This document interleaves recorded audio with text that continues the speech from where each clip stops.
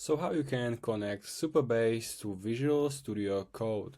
So in order to do that, open your Vscode and on the left find this little icon and simply click that. Now you are in extensions. Here you want to search for Supabase. You can search for Supa, and here is the Supabase which we want to install and connect to our Vscode.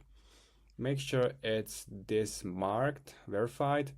It says this publisher has verified ownership, so you can click it and check if it fits for you. If you want to install this one, you can scroll down, see all the functions, etc. of this extension, and then you can click install. Make sure to auto update is marked if you want to.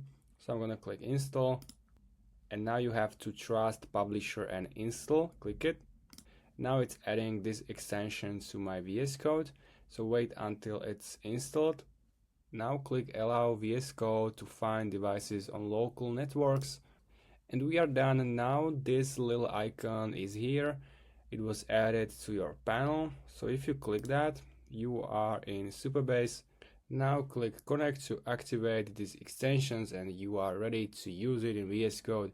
So if you find this video helpful, make sure to subscribe and see you next time.